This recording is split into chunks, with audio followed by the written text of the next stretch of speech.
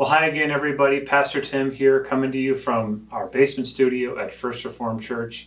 It is April 28, 2020, and I'm here with Vice President of Consistory and one of the leaders of the Orange City Area Health System, Marty Guthmiller.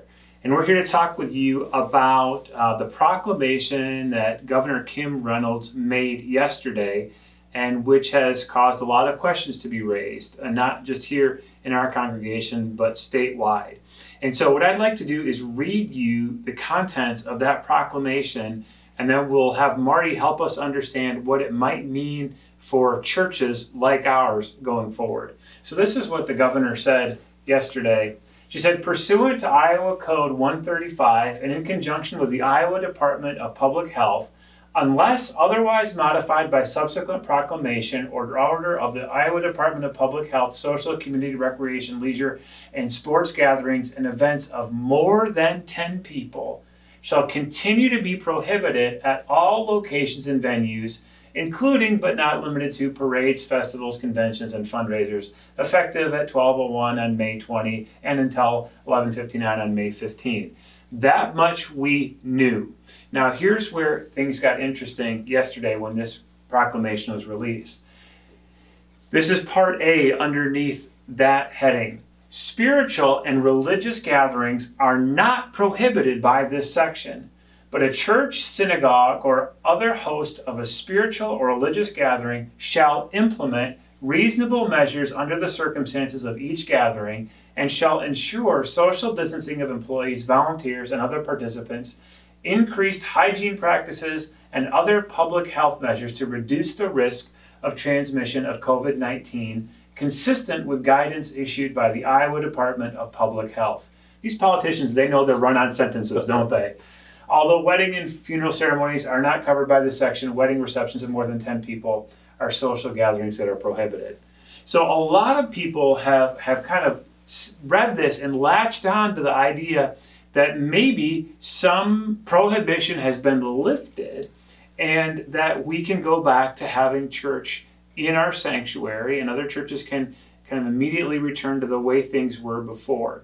Now, I've invited Marty, who's worked with government agencies before and also is one of the leaders in understanding how we as a county and as a city and also as a church should respond to the spread of COVID-19 to help us understand a little bit about what this might mean for us right now. Marty, parse this language for us, will you? Well, one of the first things that I just picked up right now in looking at this, if there truly was a prohibition that was lifted, then the weddings and funeral part down here at the end would have been allowed too, but it's still not. And so it's a really interesting piece of legislation, I guess, as a proclamation rather. And interestingly enough, Governor Reynolds issued a proclamation last Friday that greatly affected the health system as well, in that she said as of Monday morning, like yesterday, at 5 a.m., we could start doing elective surgeries again. And so there's always a lot more behind the scenes than what it appears. And so this proclamation yielded today 6 pages of guidance as provided by the Iowa Hospital Association. These 6 pages of guidance are going to turn into 6 pages of operational performance at the health system that we can actually do what Governor Reynolds said we could do this past Monday. The point being that there is a sequence of events that has to happen. And another key part of this is that in accordance with the Iowa Department of Public Health, we still have to follow CDC guidelines, we still have to follow IDPH. And so how does that apply to church? Well, one of the things that we need to do here very much before we do anything else is plan for what a church service would look like, plan for what it would mean to bring people together. And so things like social distancing, how are we going to ensure that people are 6 feet apart? How are we going to require that people wear masks? If we require that people wear masks, where are they going to get the masks? If they don't bring their own masks, will they be allowed to come into church? What about hand sanitizer? Do we have hand sanitizer at every pew? Mm-hmm. What about age limitations? Really, from a technical standpoint, what if we say everybody over 60 should not come? Well, technically, I'm over 60, but I'm not 61, so does that count me or not? So you get, as that silly example, you get into the definition of is. And so when you really think about safely bringing people together as a body of believers, what kind of rules do you believe need to be in place that's in concert with IDPH, CDC, and the spirit of what the governor is saying here, and then the reality of actually having to turn people away or discipline people? Do you have to show your ID at the door to prove you're 70 or to prove you're 62 and a half or whatever? You get carded buying alcohol and get carded going to church. Yeah. Yeah, and at what point does that begin to erode all of our civil liberties and things like that? And so, these things really have to be planned out. And what do you do with daycare? Nursery. Yeah. And bathroom sanitation and all those kinds of things have to be well structured. And so we're not going to rush back into this. At least our recommendation this morning was not to rush into this. I'll let you talk about the services that are coming up.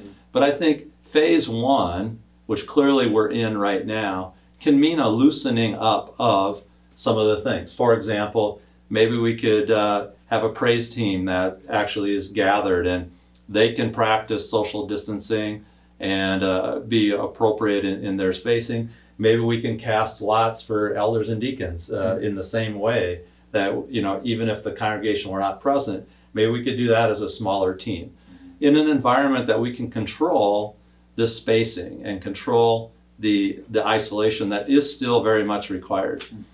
Just a little bit of environmental stuff here again. Sioux City right now is having a pretty severe outbreak. And even though Sioux County is in pretty good shape, the counties around us immediately are in pretty good shape with 0 inpatients. As of this recording, Sioux City has 32 inpatients right now with COVID-19 diagnosis. That's kind of big stuff. Significant. More than Sioux Falls has had, quite frankly. And so we need to be very vigilant with that. And opening up the church again also means, at what point is there a trigger where you close it down? And just because we open in the future doesn't mean that we'll always stay that way. The same with elective surgeries at the hospital. We need to have a plan in place that says what trigger points would have to occur for you to stop. And again, I have a little bit of mixed feelings about supplying PPE for a church because that's going to take away masks and the needed material that we need as healthcare providers also. And so there are a lot of kind of downstream kind of effects for this. To be sure. I mean, initially people were talking about like a U-shaped recovery and then maybe a V-shaped recovery. And as Marty says, one of the bigger concerns now is a W-shaped recovery, that we think we can revert back to the way things are, and just at that point we get another outbreak. So we're going to do everything with the utmost of care. And I want to help you understand that as a pastor and as a shepherd of the flock, we are not going to lead sheep into the presence of wolves. Even if it looks like we're trying to feed you by lead you into green pastures, if there are predators there, like viruses, we will not run that risk with you, with your health, and with your well-being under any circumstances. Your safety, as we've been saying throughout our sermon series, Jesus loves us souls and bodies, and we need to care for our bodies as well. So Marty mentioned a couple of ministry hints and things we'll be thinking about. I just want to make it clear, this Sunday, May 3, we will not be worshiping together in the sanctuary. It's Youth Sunday, and on Youth Sunday anyway, we do a lot of videos for the service, so it's a perfect reason to continue there. I don't believe May 10 we will be back in the sanctuary either. I suppose there's some chance that over the next couple of weeks, things could continue to improve and that a plan could be developed. Perhaps the second half of May, there might be some opportunities for us to do an incremental return to in-person worship. But as Marty indicated, we want to begin by folding in a few more musicians to the worship team that's recorded and played for you. And Amanda's already starting to think about how she might be able to make that happen. And we'll be excited to see how that turns out as well. But we want you to understand that that your care and your safety and your protection is job number one for us. And the consistory, the elders and the deacons and the staff will be working together to put together a plan that puts that at the forefront. We're not going to go back fast. We're going to go back in the right way, using all of the precautions that are necessary. I hadn't even thought till I talked to Marty this morning about, hey, we should probably be wearing masks in the pews. And yeah, how do we enforce that? How do we don't want to police the doors. We don't want to turn people away from worship. So we want to make sure that we do this on the right timeline, so all those things can glorify God and can manifest the fruit of the Spirit among us. Yeah, exactly. And, in terms of implementing all of these steps, whether it's in surgeries or church or a lot of these, we talk about phases. Mm-hmm. And so phase one is probably over the next couple of weeks, as you described. Phase two might be that next little, and then phase three might be just business as normal kind of thing. So I echo everything Pastor Tim said. Mm-hmm. We want to proceed very carefully. We all want to be back together. In the health system, we all want surgeries to happen. Patients want surgeries to happen. Doctors, nurses, everybody does. In church, we want everybody back here. We want everybody here, but here safely.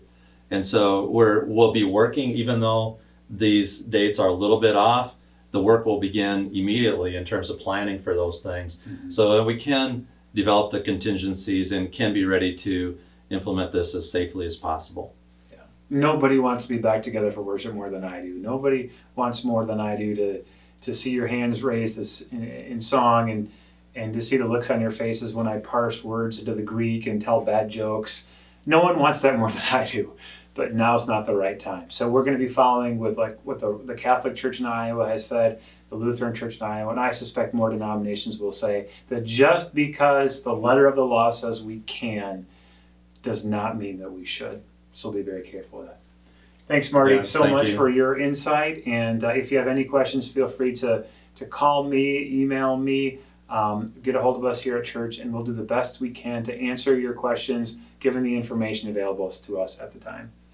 Thanks a lot again, everyone, and we'll see you again next time.